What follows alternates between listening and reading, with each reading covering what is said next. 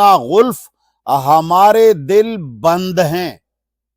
ہمارے دل بند ہیں، یا ہمارے دل بھرے ہوئے ہیں۔ وہ یہ سمجھتے تھے،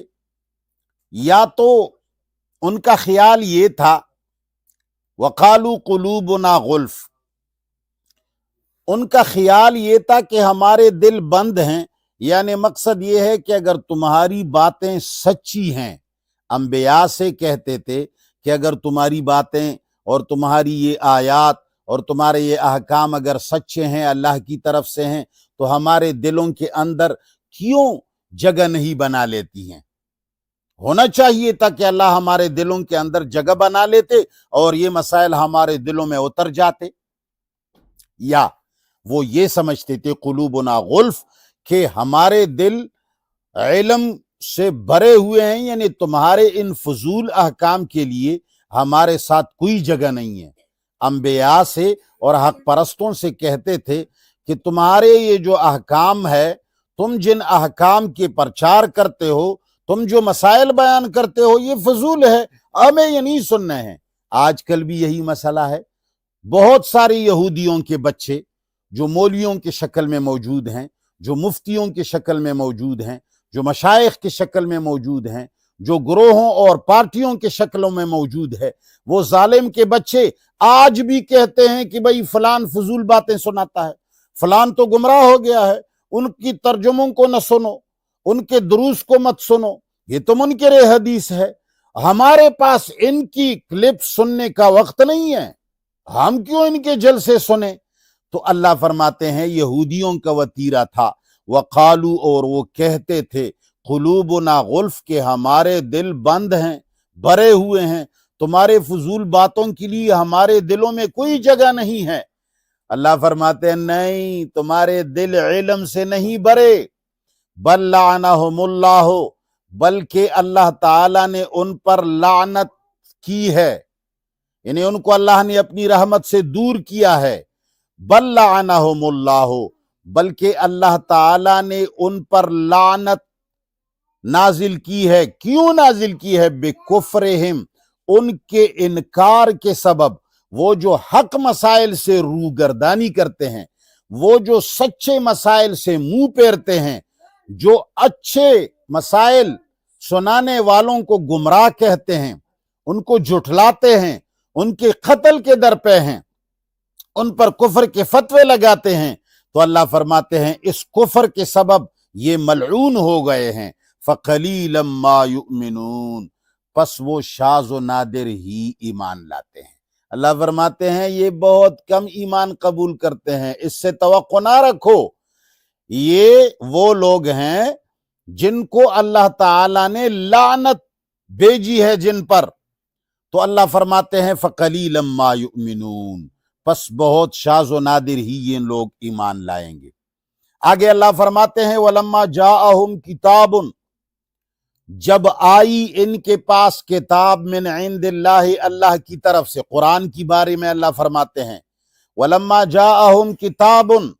ہمارے آباء و اجداد کے بارے میں کہتے ہیں کہ ان کے پاس جب قرآن آئی من عند اللہ، اللہ کی طرف سے، کوئی نئی کتاب نہیں تھی، کوئی انوکھی چیز نہیں تھی، بلکہ مصدقن، یہ تصدیق کرنے والی تھی، لما، ان کتابوں کی، معاہم، جو ان کے پاس تھی۔ ان کے پاس تورات میں جو باتیں آئی تھیں، انجیل میں جو باتیں آئی تھیں، اور زبور میں جو باتیں آئی تھیں، اور صحف آسمانیہ میں جو باتیں آئی تھیں، اللہ فرماتے ہیں ان ساری باتوں کی تصدیق اس قرآن میں موجود تھی۔ ان کے انبیاء کی تائید تھی، ان کے عقائد کی تائید تھی۔ مصدقن،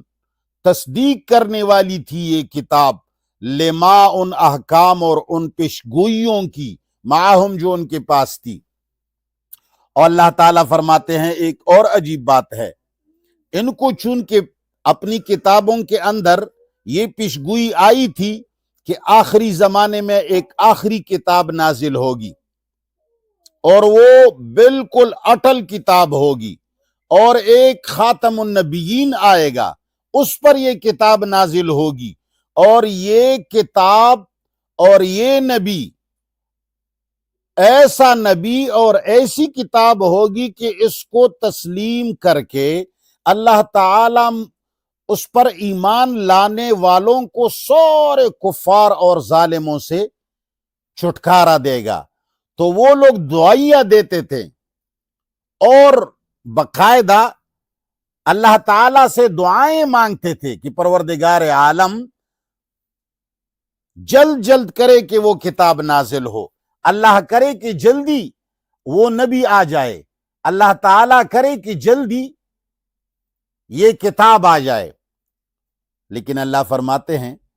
کہ جب وہ کتاب آئی تو انہوں نے اس کو ایسا پس پش ڈال دیا جس طرح کے سرے سے اس کتاب کو یہ لوگ جانتی ہی نہیں۔ وَلَمَّا جَاءَهُمْ، اور جب آئی ان کے پاس کتاب قرآن من عند اللہ، اللہ کی طرف سے، مصدق، جو تصدیق کرنے والی تھی، لما، ان احکام اور ان پیشگوئیوں کی، معہم، جو ان کے پاس تھی، وَكَانُوا من قبل، اور تھے یہ تمہارے آباء و اجداد، یہ بنی اسرائیل، یہ جو تمہارے اکابرین ہیں جو تم سے پہلے گزرے ہیں، وَكَانُوا، اور تھے وہ، من قبل، اس قرآن کے نزول سے پہلے، یستفتحون علی الذین کفروا، اللہ تعالیٰ فرماتے ہیں کہ یستفتحون، فتح کی دعائیں مانگتے تھے، علی الذین کفروا،